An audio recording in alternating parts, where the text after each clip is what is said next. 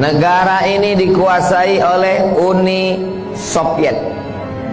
Presiden terakhirnya Gorbachev.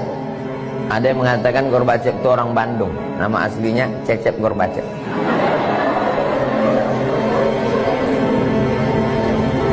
Kita tahu bahwa Uni Soviet komunis,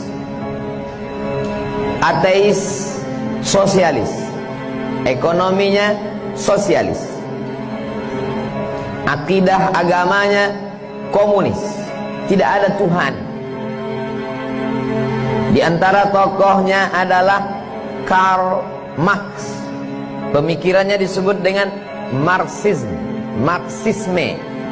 Mengatakan Tuhan tidak pernah menciptakan manusia. Manusia itulah yang membuat Tuhan dalam pikirannya.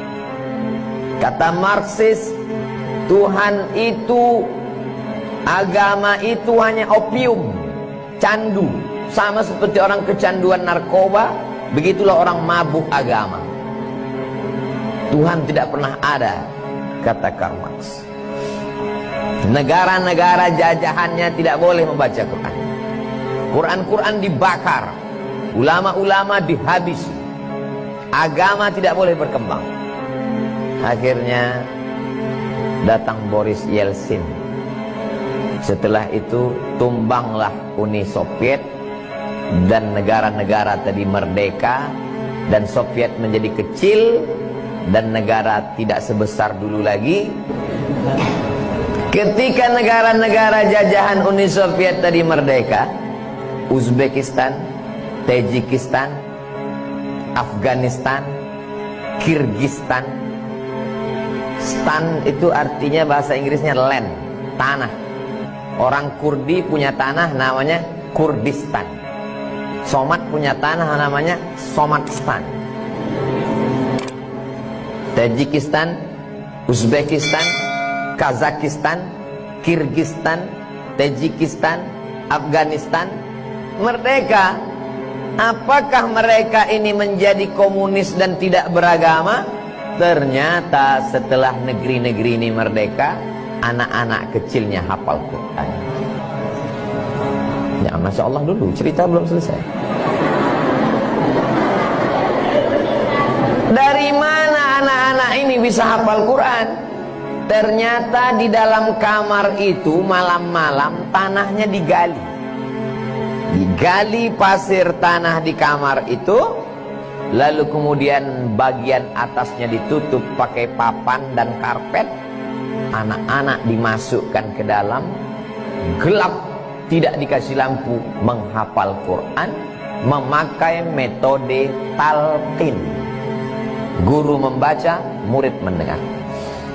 Uni Soviet berubah menjadi Rusia dengan Presiden Vladimir Putin. Putin tidak sedahsyat pendahulunya. Dia masih mau meresmikan masjid bersama dengan Erdogan. Dia tidak mengusik Islam. Bukan berarti saya pro Putin. Lalu dari 3 contoh sampel tadi, yang pertama Tunisia, yang kedua Uni Soviet, yang ketiga Turki. Ini akan masuk ujian akhir semester.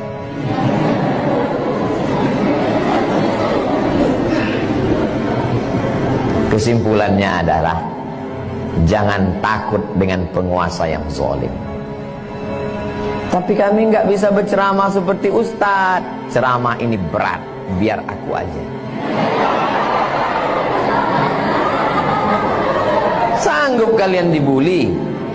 Sanggup kalian nanti upload tiba-tiba lebih banyak unlike, dislike?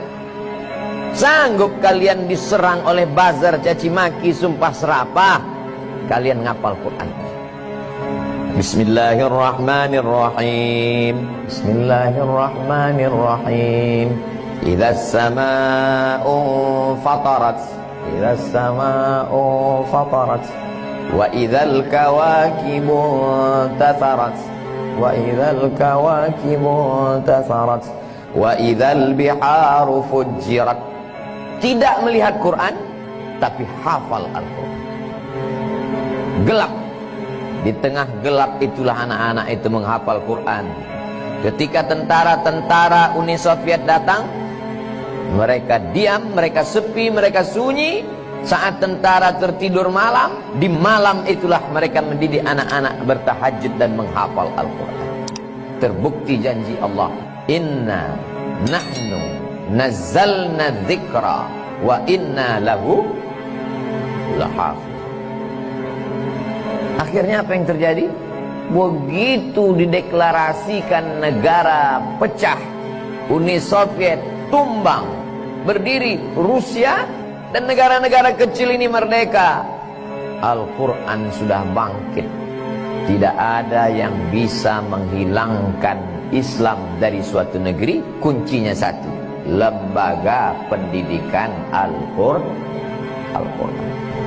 Jadi walau apapun yang terjadi di suatu negeri, sezolim itu pun penguasanya, selama lembaga pendidikan Quran masih ada, Allah masih akan menolong negeri itu.